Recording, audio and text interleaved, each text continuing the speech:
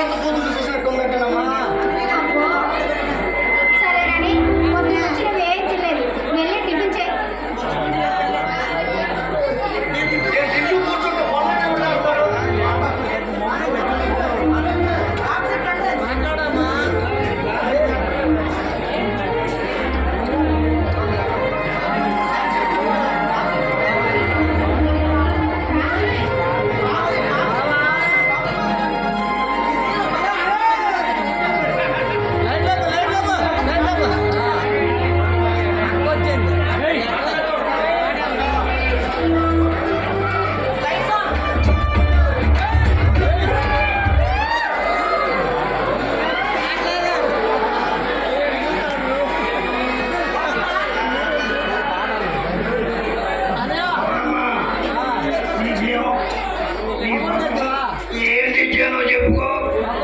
నాకోసమా?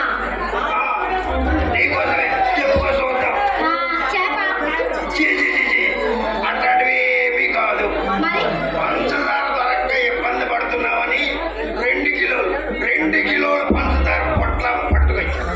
ఓహో, మీ దగ్గర పంచదార కూడా దొరుకుతుందన్నమాట. నీకు కావలసినంత నేనుండగా నీ కరువేటు పూర్ణమ్మా. బయట వాళ్ళకైతే బ్లాక్ లో అమ్ముతాను కానీ ఆ మాత్రం సాయం చేయాలి కానీ నా హోటల్ వెళ్ళిపోదు. ఏంటి ఇది ఒక సహాయమేనా? నువ్వు అడగాలే కానీ లారీలు తోసేను. అంత వద్దులేండి కానీ ఇదెంతో చెప్పండి, మీ డబ్బులు మీకు ఇచ్చేస్తాం. మళ్ళీ దాని ఒకటమ్మా, నీ దగ్గర డబ్బులు ఎక్కడికి పోతాయి? తర్వాత చూసుకుందాలే. ముందు కాపీ కలిపి ఆలస్యమైతే ఆ సింగరాజు కూడా వస్తాడు.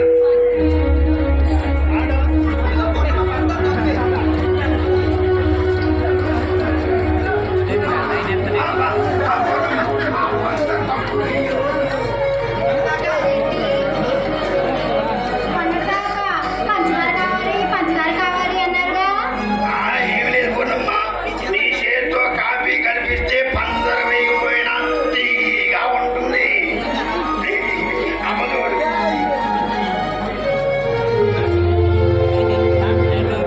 అది సరే కానీ ఏంటి మీ అబ్బాయి మీకోసం చాలా చెప్పాడు. ఏమి చెప్పాడు ఆ తమ్మగుండా కొడుకు? అది మీరంట ఊళ్ళో వాళ్ళందరి దగ్గర నగలు తాకట్టు పెట్టుకుంటారంటగా.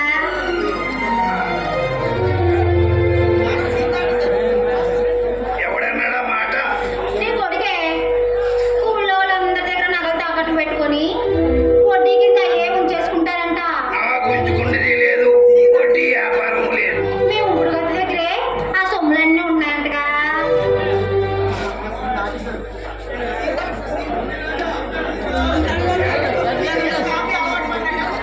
నీ చేతి కాఫీ కాబట్టి పడ్డాక మా ఆవిడ చేతితో పాయసం ఇచ్చిన తాగడం మానేశాను. అయినా మీ ఆవిడ బాగా చేస్తుందంటగా.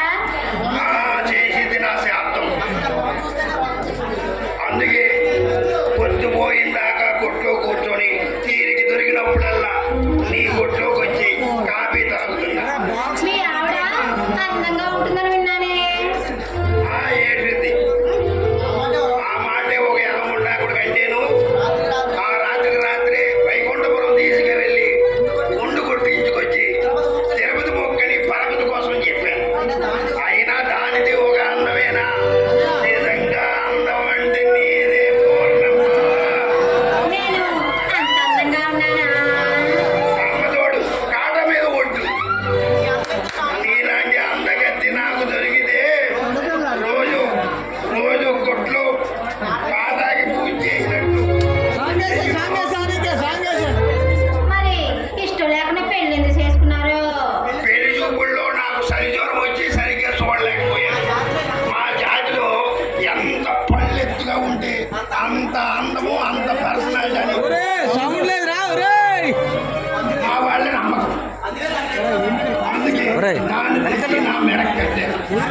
లేకపోతే అందరికీ చేసుకునేవాడిని.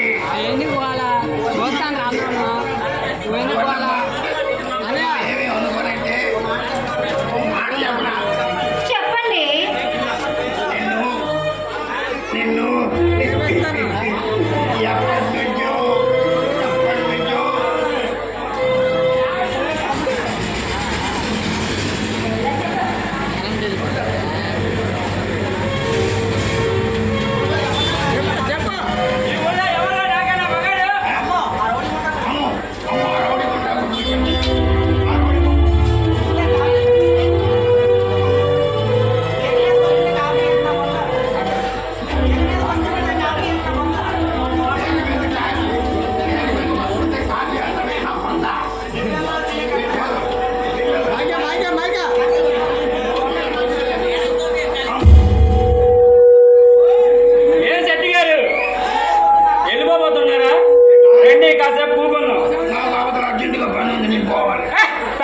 పోవచ్చు, ముందు రండి. నేను పోవాలి. ఏంటి పోవాలంటున్నా? పోవాలని అంత కోరిక ఉందా? ఇదిగో నీకు కావలసినంత తీసుకో. నన్ను బెదరపడుతున్నా.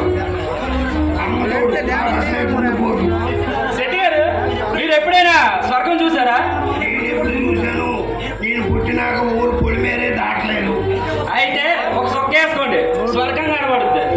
చుట్టేసుకుంటే స్వర్గం సంగతి తర్వాత కానీ నేను రోడ్డు మీద పక్కేసుకున్నట్టే.